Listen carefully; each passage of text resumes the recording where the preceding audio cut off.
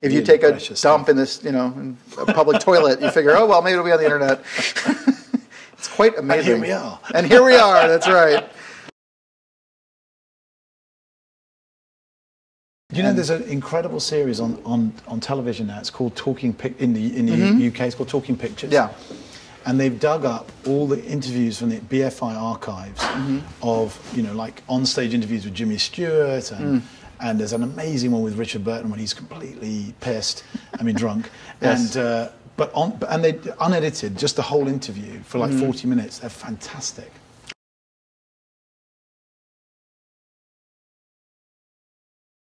How are you? I'm all right. Yeah, I'm in the midst of the world press tour, but because BAFTA very kindly gave me an award, I got off 3 whole cities. Ooh. Yes, they're all out there doing hard at work in Paris, and I'm here chatting to you in this nice, relaxed situation. Are you happy to miss Paris? Or is Paris even Paris when you go there on a Bond press tour? Yeah, it sounds more glamorous than it is. No, it's not Paris. It's the inside. It's a sort of the international tour of interchangeable hotel suites. It's really not easy to get a sense of the city that you're in. I am actually quite sad to miss the Paris. And for me, these last 2 Bond movies, I've gone up right to the last possible moment. And so my way of kind of winding down from finishing the movie has been to do the press tour. And actually it's quite nice to talk about it, hear what people say, and just feel like it's out in the world. Because if you stop dead, you get withdrawal symptoms. Well, all anybody seems to want to talk to you about is the next movie. I know. It's kind of surreal. Yeah. It's like, I was trying to say to someone the other day, it's like you're running a marathon, you're 200 yards from the finish line, and someone shouts out, "You're going to run another marathon straight away?"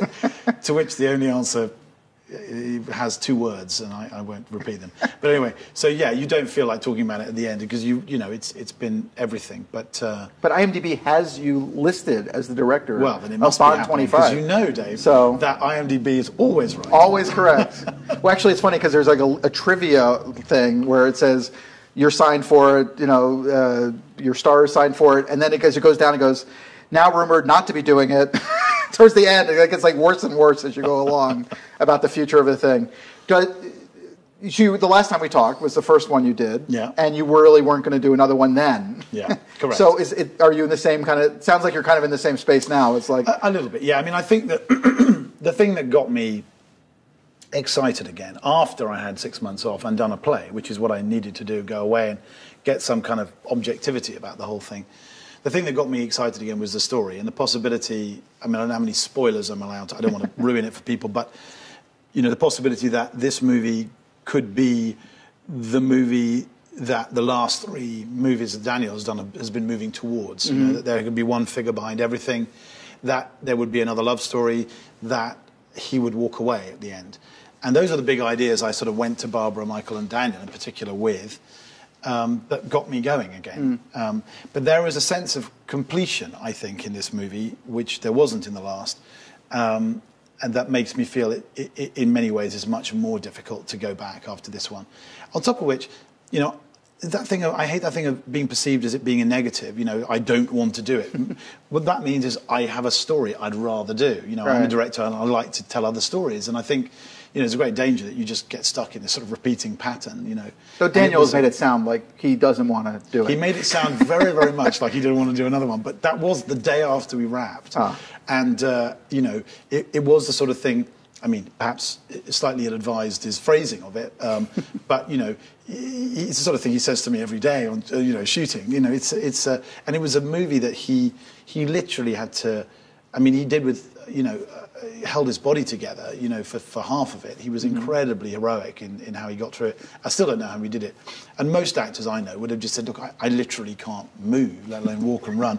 So you're going to have to go down for 6 months and we'll finish it next year. It'll come out next summer, which it could have been, but he was determined to finish it.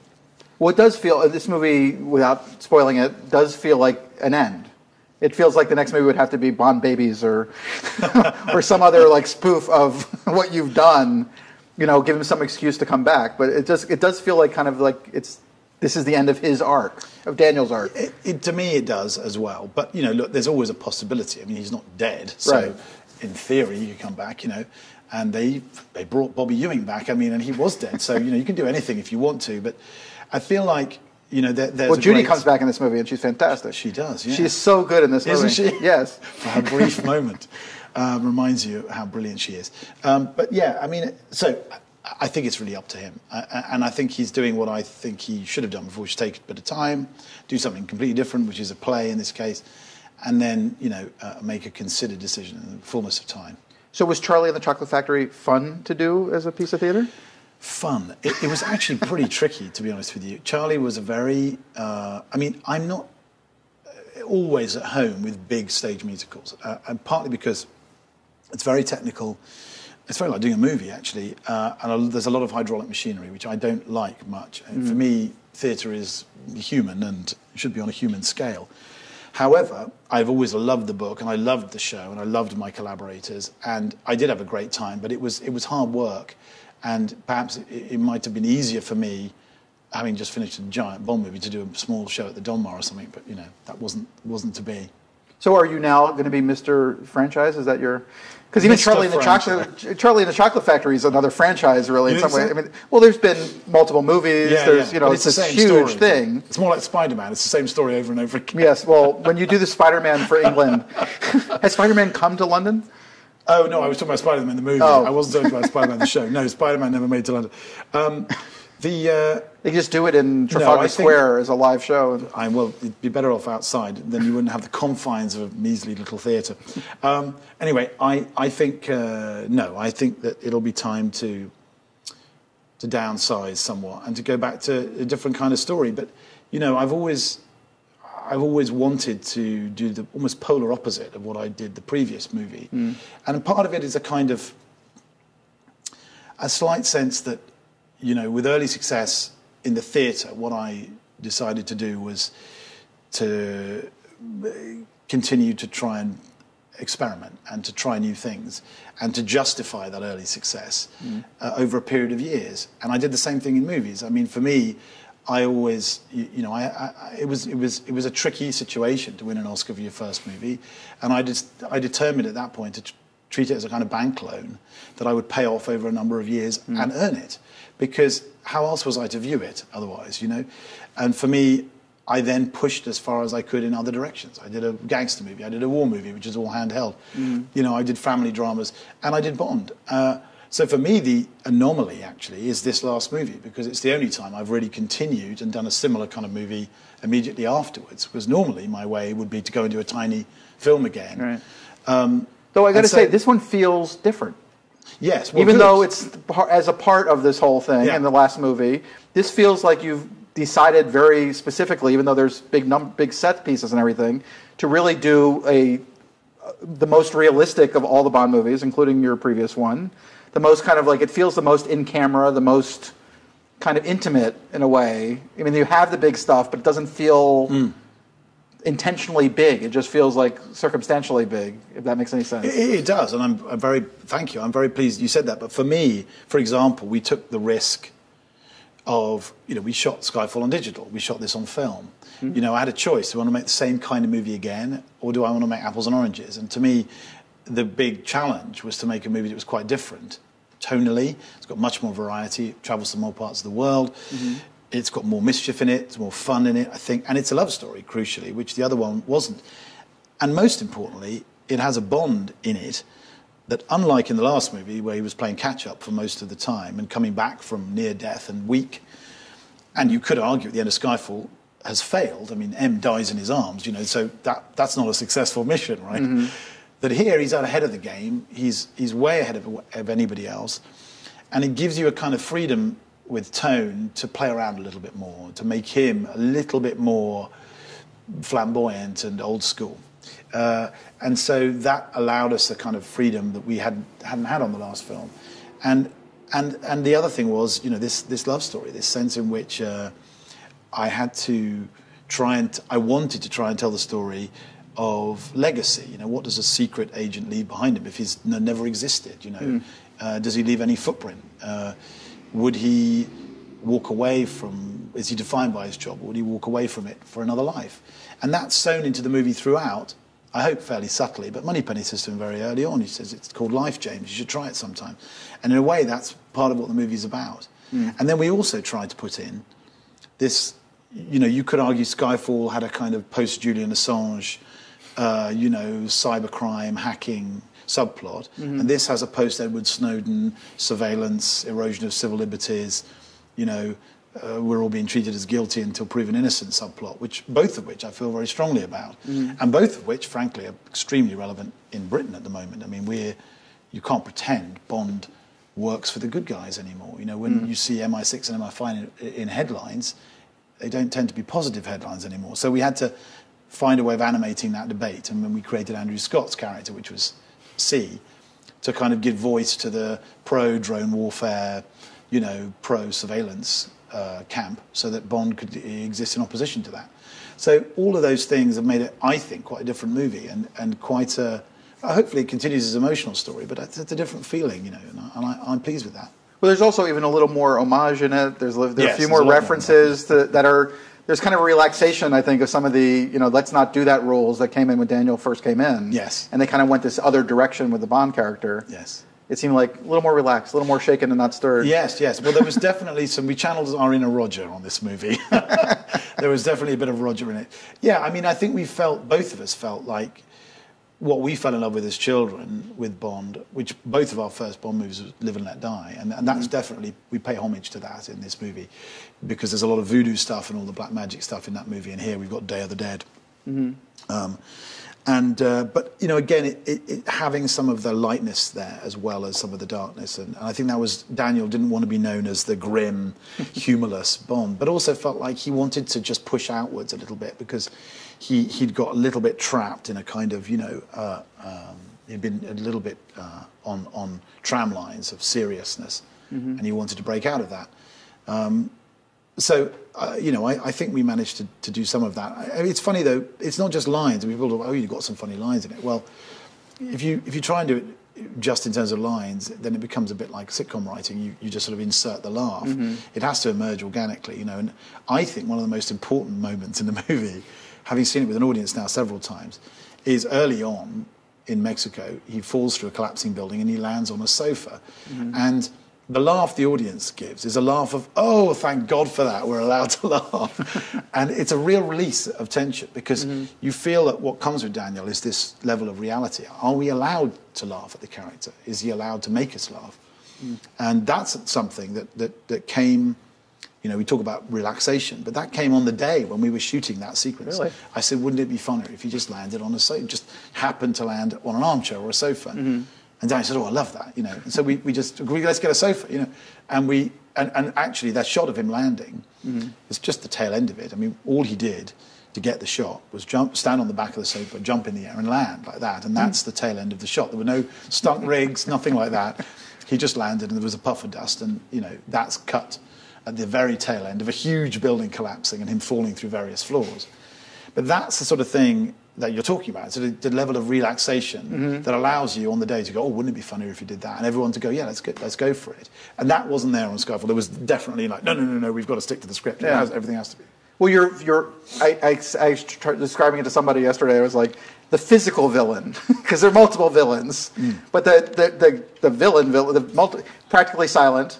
Yes. And very, odd job, very like a mixture of villains from the past, but he feels almost like an homage to the previous history of the series. Yeah, absolutely. I mean, we were very aware that in Daniel's era there hadn't been a henchman. And the henchman is a classic, Bond figure, and you're dealing with the mythology. I mean, the Bond is a great contemporary mythology, and you want to pull from the iconography of Bond, all the figures but you have to find a way to do it that's both enjoyable enough but also scary, and so it just has to be the right balance, and balance is everything. I think balance between action and drama, balance between comedy and seriousness, but balance between the high definition, shall we call it, maybe cartoony characters of the past and some level of reality. That's everything. You're walking a knife edge most of the time between, one side is too serious and grim and the other is too comedic and self-knowing and nudging and winking at the audience the whole time. I mean, let's not forget, I was reminding someone of this the other day, that this is a franchise that allowed the second person to play the role in the franchise to turn to the camera, look straight into the camera and say the line, "This wouldn't have happened to the other guy," right? That was George Lazenby's first line as Bond. That's a disaster, right? I mean, you can't do that to an actor. It's just not fair, you know. Please love me, you know. That's not a good idea. But the idea that this person exists completely within the four walls of the movie is very important. It was always very important to Daniel. So anyway, it allows us to play a little bit more, with a little bit more freedom this time. And Dave Bautista, as you say, plays Hinks. And, you know, he's great. He's a really good actor. He's a really good, proper actor. I mean, I thought that in Guardians of the Galaxy. He takes it seriously, but he's very funny.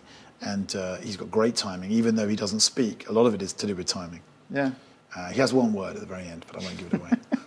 So the ladies of this movie, Yes. I mean, was Leah the obvious person who might be able to actually keep up with James Bond? Was that an easy call, or? Well, it was easy once she came in to meet and she read a couple of lines. I mean, I'd seen her in Blue is the Warmest Colour, but you know, she was so unadorned and plain in that in a way, and I wondered if there was enough in her spirit to be able to, whether she would want to do it even, really.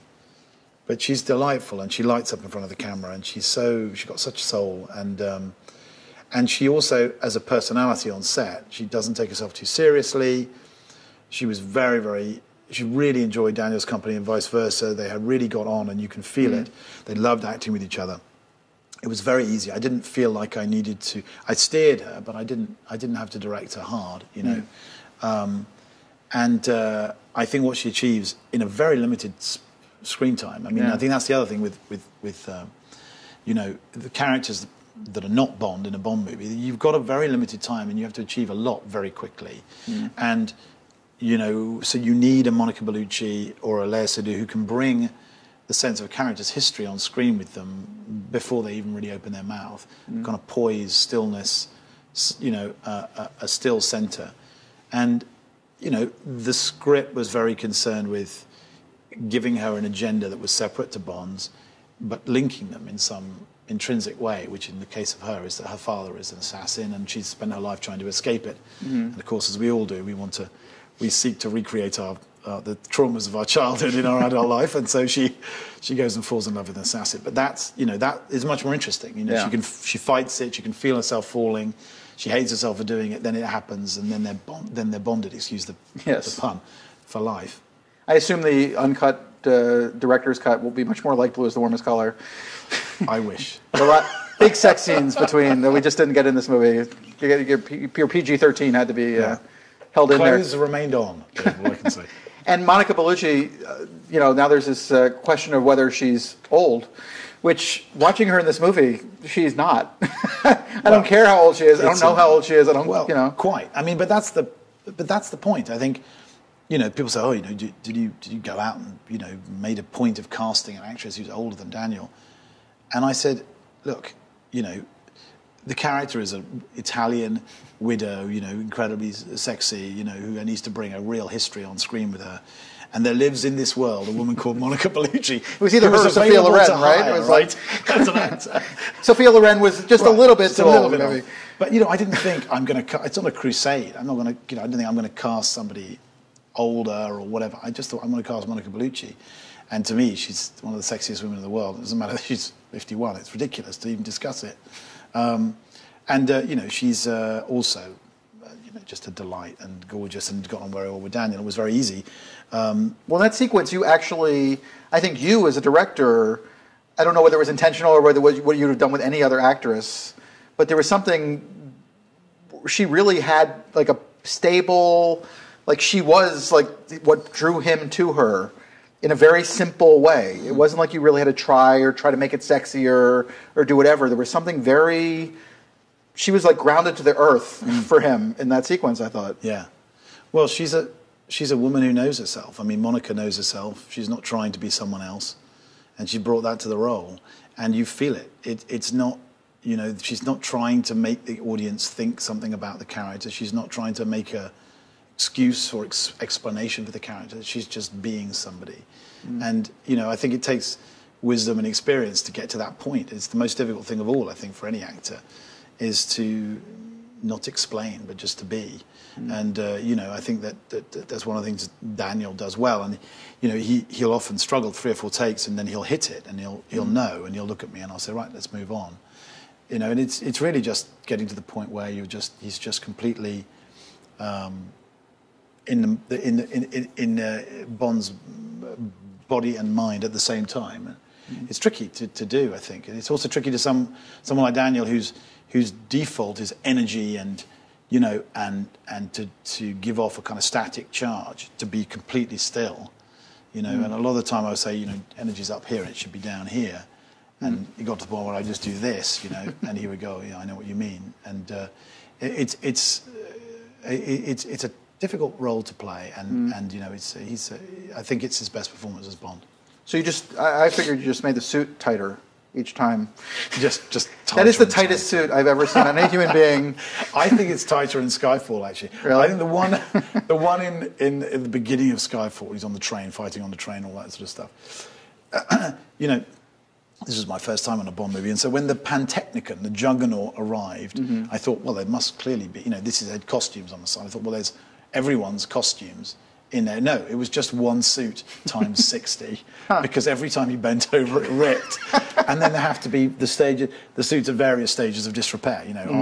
After he grazes his elbow, there's got to be 3 of those. After he nicks his knee, there's another 4 of those. And so, because you're jumping back and forth in sequence, so you have to have the broken down suits, the slightly more broken down suits, the really broken down suits. But then, of course, every time he would bend over or punch someone, the arm would fall off. Let's do another one. It's an unapologetic kind of suit, and her clothing also, actually.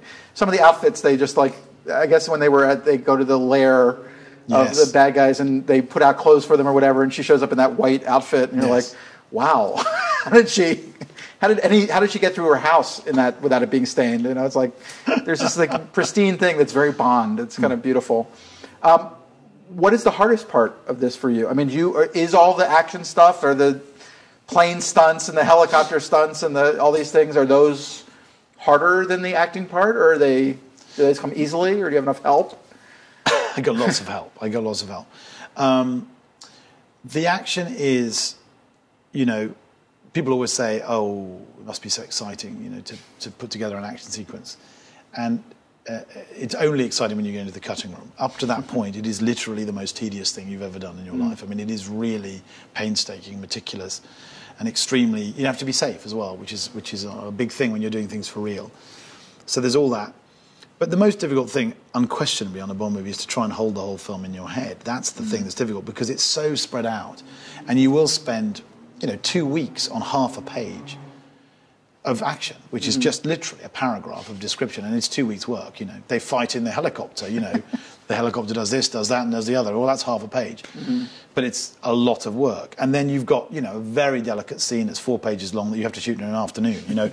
And to try and balance the two, and to succeed in having something that remains personal to me and to everyone involved, but particularly to me, and has a rhythm, and is not scared of being quiet, not scared of taking a bit more time in some of the dramatic scenes, is not scared of trying to say something that is not just pure entertainment, and that somehow knows when to breathe in and breathe out, that knows when an audience might be ready for the next moment of,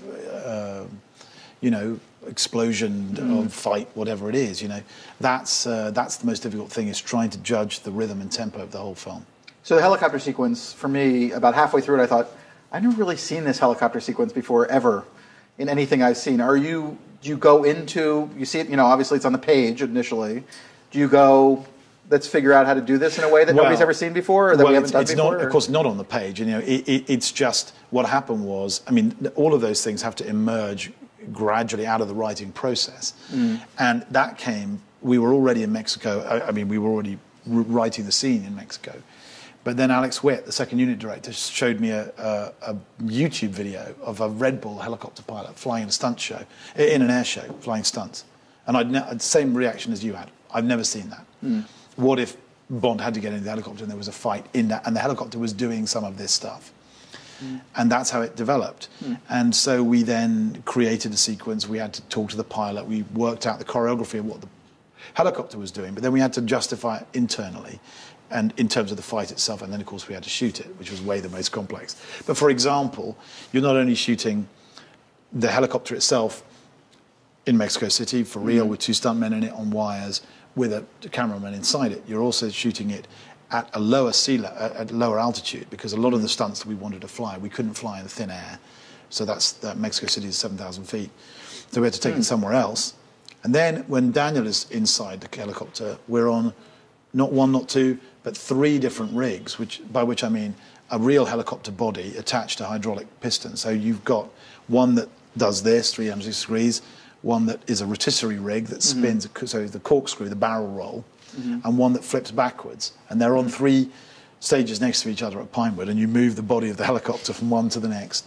And then you spend days, 3, 2, 1, action, spin, punch, cut, move on. And you do it meticulously, piece by piece. And then one day, it becomes this seamless, hopefully, seamless sequence which all knits together.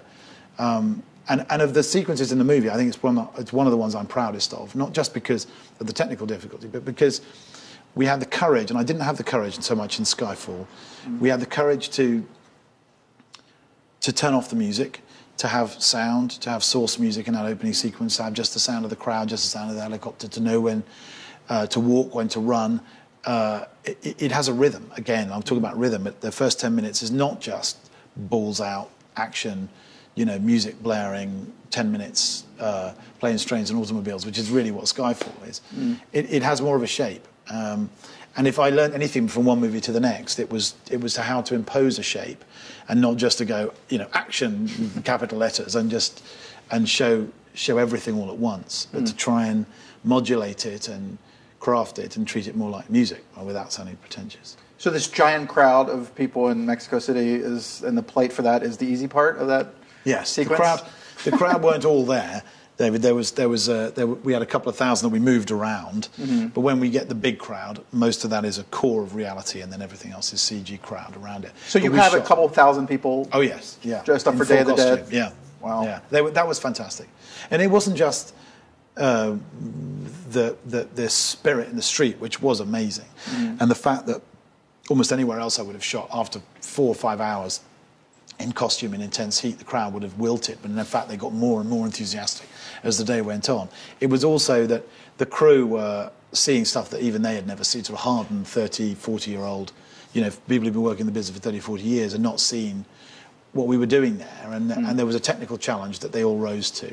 And I felt on Skyfall a certain amount, they were very supportive, but a certain amount of, can he really do this? He's never done action, is he really going to... And here they all came with their Skyfall jackets on. What do you want to? What can we do for you, Governor?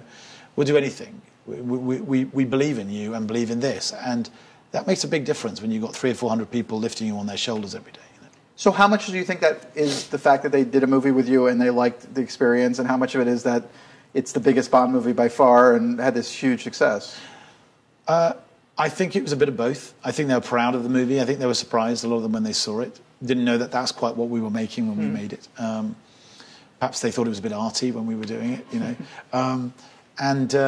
And then, of course, the fact that other people loved it, and that I was back for it's also much easier having a relationship with people that you know very well and you've already worked with. I mean, it is one of the lovely things about doing and I'd never done this before, I'd not done a returning TV show or I'm working not only with the same actors, but the same actors in the same parts and the same crew members doing the same jobs. And so you come in where you left off. So you've already reached hopefully a reasonable height, a good relationship, and you pick up from there and you take it further. And that felt the same way with people like Chris Corwell, the head of special effects, or Gary Powell, head of stunts, or Alex Wedge, who was doing second unit, and all these key members of the crew for a big action movie were people that I had a shorthand with already, and they were ready to go the extra mile. And you can see that it's all up on screen. That's one of the things I'm proudest of.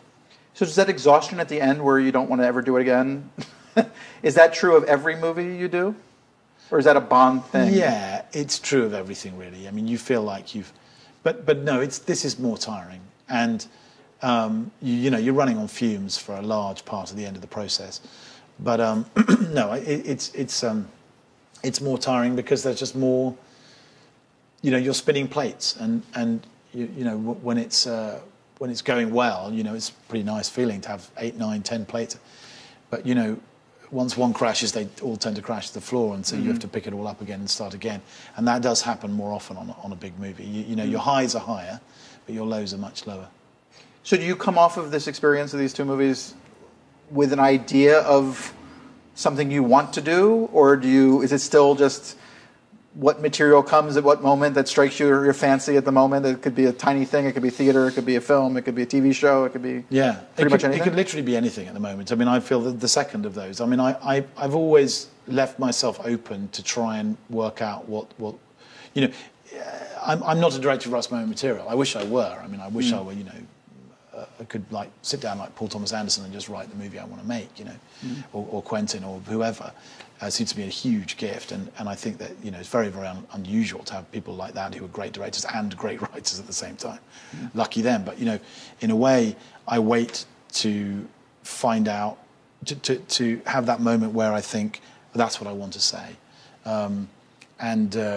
You know, that moment hasn't happened. And the interesting thing, though, about the Bond movies has been that because one is involved, I've been much more involved in the script process, is that I've been able to steer it towards much more personal areas than I've ever have with certain other movies or projects, because, you know, you only put on screen what you find interesting. You know, you're not reacting to an existing script. You create it with the writers, and so you do become more authorial in that regard. So it'll be interesting to see, you know. But one always prays for that moment that I had with American Beauty when, you know, the script goes, well, this is amazing. Why is someone else not doing this? I'm going to do it, you know. And you have that feeling of, well, that's exactly what I meant.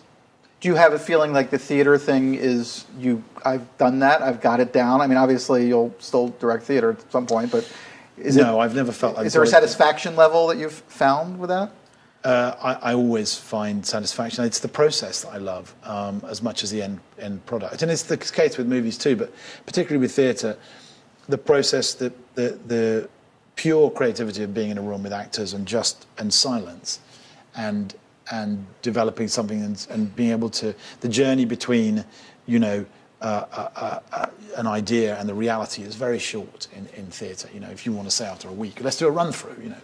Let's stumble through it. It doesn't matter, you don't know your lines, you can be rubbish. Let's just see what the story is. You can do that. But it takes 2 years to get to that process with a movie, you know, not a week. And so that, getting back in touch with the directness of that process, that's very important to me. But it's not I don't do it as a sort of, you know, it's not a sort of an act of therapy.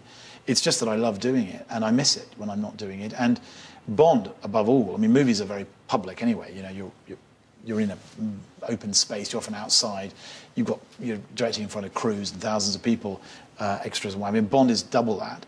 And, you know, you can't be shy of a megaphone if you're directing a Bond movie. You do have to pick it up sometimes and make a noise, you know. And so it's very nice to go back to the privacy and the solitude, the quiet of just a focused rehearsal room. So that will never leave me. And then you learn things. I mean, you know, you look at a scene like the SPECTRE scene with in Rome around a big table. Well, you know, I just directed, before I started on SPECTRE, I just directed King Lear at the National. And it's very, very like the opening scene of King Lear, and it has a blinding in it, which King Lear has as well. And I wasn't really aware I was putting it in, but those are the things that influence you. And you have to bring, you know, it does inspire you in art, and you are working with writers that are the greatest who ever lived, and it's pretty helpful when it comes to telling you that there are other ways to see the world, probably better and more interesting than your own. And are you beginning to identify with? Does a director, when he does King Lear, identify with the character? With the do you come to a certain age when you're ready to direct King Lear? Actually, you do feel a little bit like that. Yes, I mean, I did feel like, well, I wouldn't have been able to tackle King Lear 10 years ago. And there are some plays that you do think, well, I'm ready to do that, or they speak to you directly. But you know, I think I've said this to you before. For me, theatre is not the director's medium. Theatre is the actor's medium and the writer's medium. You know, and whereas film, I think, is the director's medium. And so you don't have to have that direct line of association that you do with a movie. With a movie, I really think you do, and you have to. I think you have to be answerable to every aspect of it. And you have to find your way in that's absolutely personal. You have to find your avatar within the film, in a way.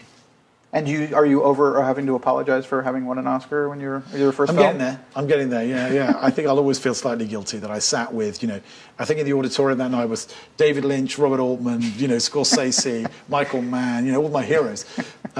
And so there was always going to be a certain amount of guilt. But now I feel like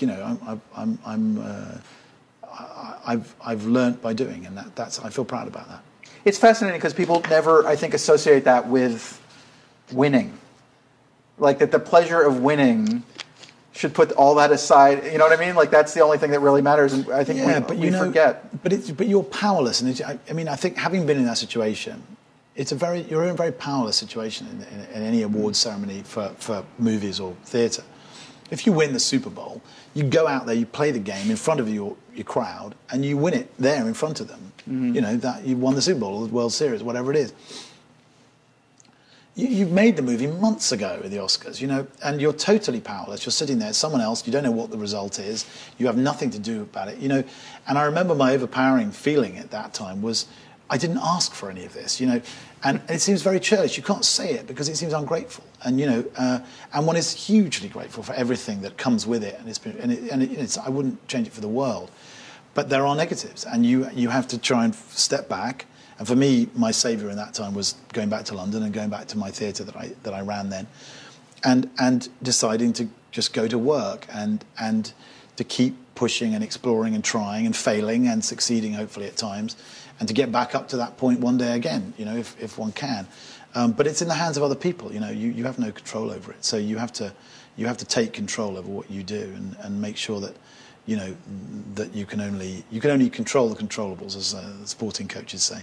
So I think people see that, and in particular your situation when you came in, and there's that I don't know, there's this weird sense of I think it attached to you the idea that you were very ambitious in that regard, and that you did want it, and that you were, you know what I mean? Like there was I guess because the movie was such Oscar bait from the beginning, and that's how DreamWorks presented it, right? That there was an ambition to it, and then the second movie, Perdition was also had that kind of thing to it that I think people around town kind of assumed that you were a guy who really wanted that. Yeah. And it sounds like you were, happy to have it, but I was very happy to have it. But I just remind you again. You say it's Oscar bait from the beginning, but it was a $50 million movie, and nobody really wanted to. I was reminding someone earlier when the LA Times fall preview edition came out. I remember thinking, oh my God, this is it.